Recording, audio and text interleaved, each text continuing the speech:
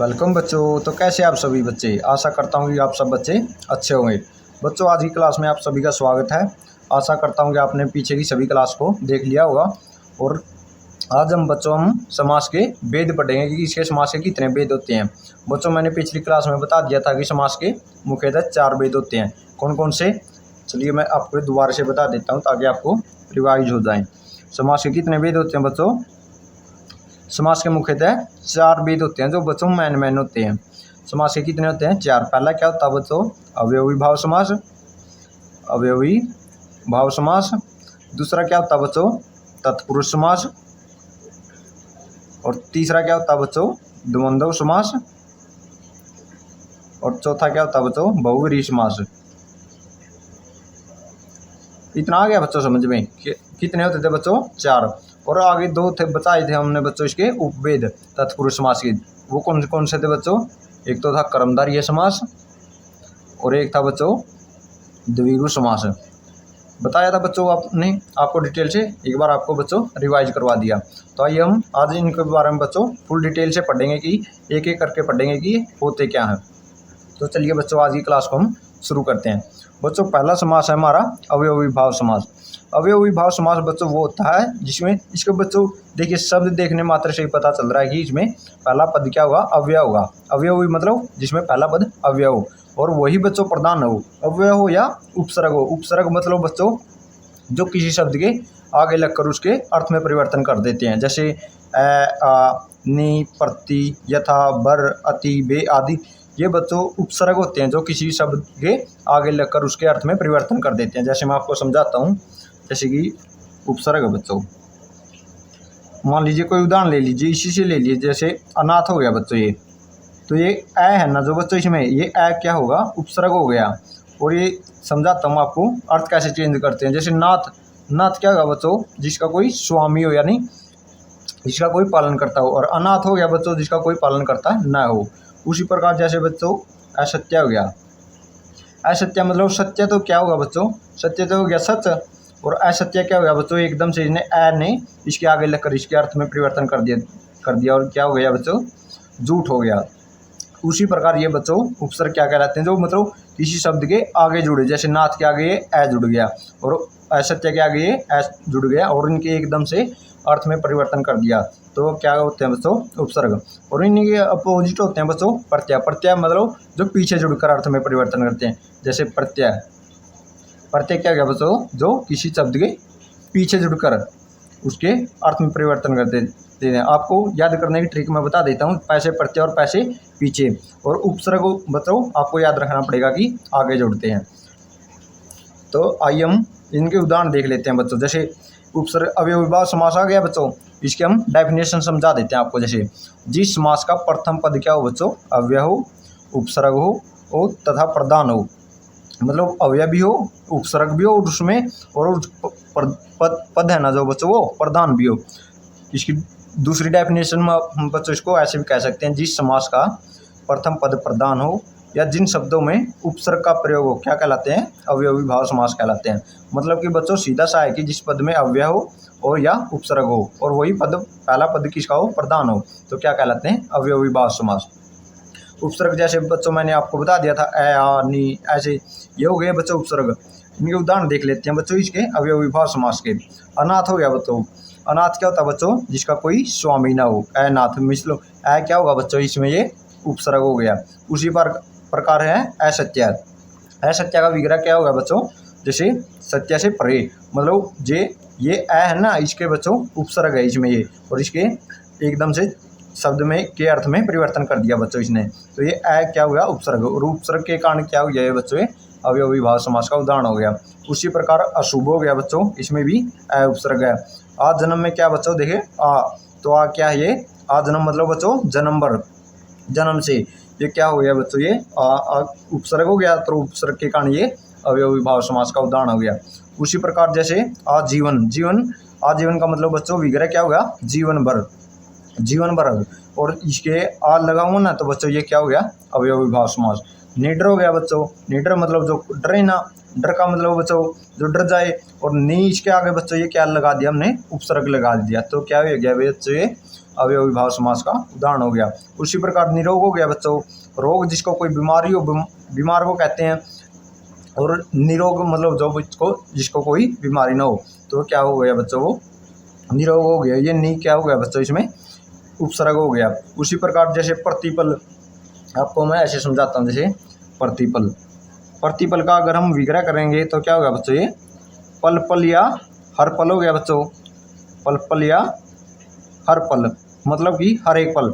और इसमें क्या हो गया बच्चों, ये प्रति क्या हो गया, उपसर्ग हो गया बच्चों, इसमें क्या हो गया, ये उपसर्ग। और इसी उपसर्ग के कारण क्या हो गया बच्चों, ये अवयवी भाव समास का उदाहरण हो गया। जैसे प्रतिपल पे आ गया था प्रतिशत, मतलब बच्चों 100 में से एक, कहते हैं ना 100%, 10, 20%, 40%, उनका मतलब बच्चों 100 में से उनका कितना परसेंट है, प्रतिशत, 100 मैंने 100, ये प्रति क्या हो गया बच्चों, ये उपसर्ग हो गया। और इसी के कारण ये अवयवी भाव समास का। जैसे प्रत्येक, प्रत्येक मतलब हर एक, तो ये प्रति बीच में प्रत्येक, जैसे समझाता हूँ मैं आपको, प्रत्येक, प्रत्येक मतलब बच्चों प्रति जमा एक, ऐसे होता है बच्चों इसका विग्रह, संधि विच्छेद ऐसे होता है। प्रति मतलब प्रति क्या हो गया है बच्चों, ये उपसर्ग हो गया इसमें, प्रत्येक का ये विग्रह क्या होगा, प्रत्येक मतलब हर एक में, हर एक में या एक एक, हर एक, ठीक है बच्चों। ये क्या हो गया बच्चों, ये इसका विग्रह हो गया। प्रत्येक मतलब प्रति में उपसर्ग है, तो इसी के कारण यह हो गया अवयवी भाव समास का उदाहरण। यथा योग्य, ये बच्चों कई बार पूछा जाता है एग्जाम में, यथा योग्य, यथा नियम।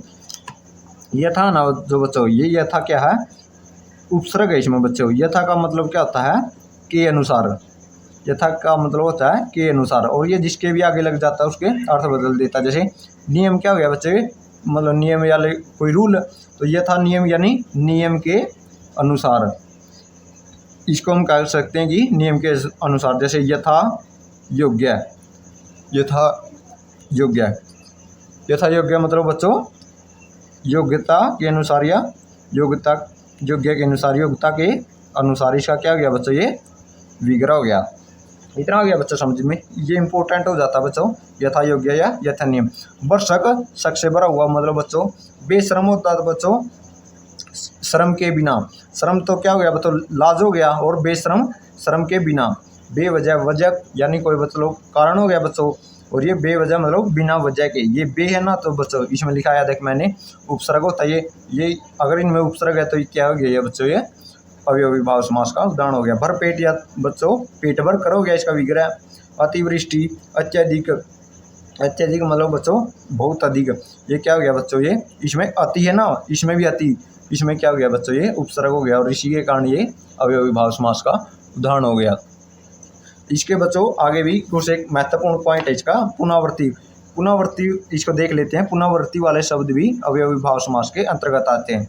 पुनरावृत्ति क्या होता है बच्चों, पुनरावृत्ति मतलब बच्चों जो शब्द बार बार आए, जैसे गांव गांव मतलब हर एक गांव में, पल पल हर एक पल, जैसे घर घर, हाथों हाथ, रातों रात, कानों कान, कानों कान मतलब हर एक कान में, हाथों हाथ, हाथ ही हाथ में बच्चों, रातों रात, हर एक रात में या रात ही रात में, तो ये क्या हो गया बच्चों, इनके विग्रह हो गए। और इनमें भी क्या मिलेगा बच्चों, आपको अवयवी भाव समास मिलेगा। इतना बच्चों आपको समझ में आ गया। आपको एक बार दोबारा रिवाइज करवा देता हूँ। अवयवी भाव समास मतलब बच्चों जिसमें पहला पद अव्यय हो, उपसर्ग हो या प्रधान हो, क्या कहलाता है, अवयवी भाव समास कहलाता है। उदाहरण थे बच्चों, अनाथ हो गया, जीवन हो गया, प्रत्येक हो गया, यथा नियम होगा, यथा योग्य योग्यता के अनुसार, यथा नियम नियम के अनुसार, आजीवन जीवन भर, असत्य सत्य से परे, मतलब ये क्या हो गया बच्चों, इसके उदाहरण हो गए। और पुनरावृत्ति मतलब बच्चों जैसे पुनरुक्ति प्रकाश अलंकार में नहीं होता है जैसे एक जैसे शब्द, तो उसी प्रकार पुनरावृत्ति क्या होता है, जैसे गांव गांव, पल पल, घर घर मतलब हर एक घर में, हर एक गांव में, गांव ही गांव में, तो क्या हो गया बच्चों, ये भी अवयवी भाव समास के उदाहरण हो गए। उसी प्रकार देख लेते हैं बच्चों बहुब्रीहि समास।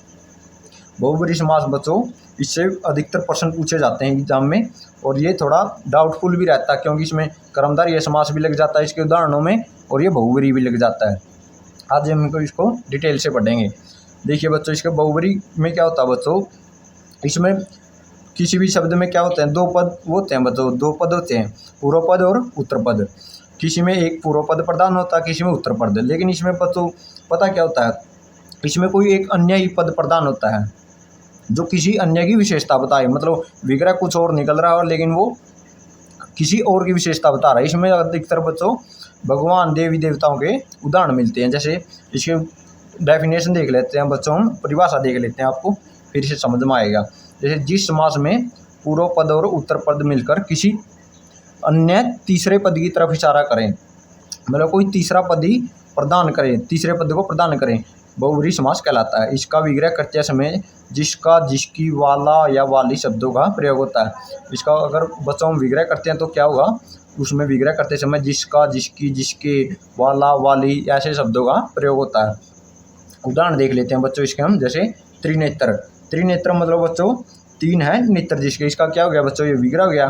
तीन है नेत्र जिसके, तीन नेत्र किसके हैं बच्चों, मतलब देख इसमें अन्य पद प्रधान है। त्रिनेत्र किसको कहते हैं बच्चों, शिव जी को कहते हैं, भगवान शिव को कहते हैं। तो ये शिव कौन हो गया, अन्य पद हो गया बच्चों, ये प्रधान हो गया।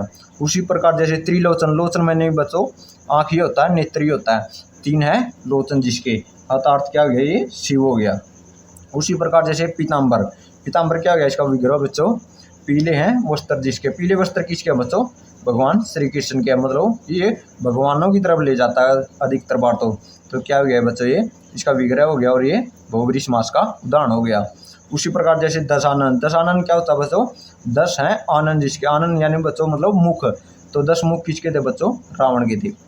उसी प्रकार जैसे चतुरानन, चतुर मतलब चार, चार हैं आनंद जिसके या चार आनंद वाला, ऐसे भी हम इसको विग्रह कर सकते हैं बच्चों। चार आनंद वाला कौन है, जो बच्चों ब्रह्मा जी है, ब्रह्मा जी के 4 मुख थे, ठीक है।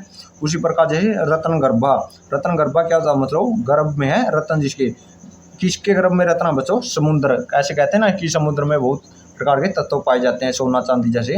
रत्न गर्भा, गर्भ यानी पेट में, पेट में किसके रत्न है बच्चों, समुद्र के। जैसे पंचमुखी, पंचमुखी विग्रह क्या होगा बच्चों, अगर हम लिखना चाहे तो 5 हैं मुख जिसके, मुख जिसके, 5 मुख किसके हैं बच्चों, मतलब बच्चों हनुमान जी के हैं। या इसको हम ऐसे विग्रह कर सकते हैं, पंचमुख यानी 5 मुख वाला, वाला आ गया ना बच्चों, और ये इसमें जिसके आ गया, तो ये क्या हो गया बच्चों, ये पंचमुखी किसका, बहुब्रीहि समास का उदाहरण हो गया। उसी प्रकार जैसे नीलकंठ, नीलकंठ मतलब बच्चों इसका विग्रह क्या होगा, नीला है कंठ जिसका, आ गया बच्चों, इतना समझ। नीलाकंठ किसका बच्चों, मतलब भगवान शिव का, शिव जी का है, शिव जी महाराज का। तो क्या हो गया है बच्चों, ये बहुब्रीहि समास का उदाहरण हो गया। जैसे शूलपाणी, शूलपाणी होता मतलब शूल होता है बच्चों त्रिशूल, जैसे त्रिशूल को शूलपाणी, पानी का मतलब होता है जो धारण किए हुए है। शूलपाणी मतलब कि त्रिशूल को धारण करने वाला कौन हो गया बच्चों, शिव हो गया, भगवान शिव।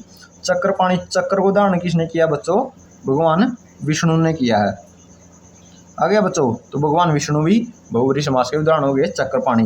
तो वीणा पाणी, वीणा पाणी मतलब जो वीणा को धारण किया, वीणा को धारण किसने किया बच्चों, सरस्वती माता ने किया, ठीक है बच्चों। तो ये क्या हो गया, वीणा पाणी मतलब वीणा को धारण करने वाली, तो क्या हो गया, ये बहुब्रीहि समास का उदाहरण हो गया। इतना बच्चों समझ में आ गया। आगे के समास में हम अगली क्लास में पढ़ेंगे बच्चों। अगर आपको इतनी हमारी वीडियो पसंद आई हो, आपको कुछ नया सीखने को मिला हो, तो कृपया करके बच्चों हमारे चैनल को सब्सक्राइब करें, वीडियो को लाइक करें और ज़्यादा से ज़्यादा बच्चों को शेयर करें, ताकि बच्चे इसको समाज से रिलेटेड सभी डाउट को क्लियर कर सकें और अपने एग्जाम में एक बेहतर स्कोर कर पाएँ। धन्यवाद बच्चों।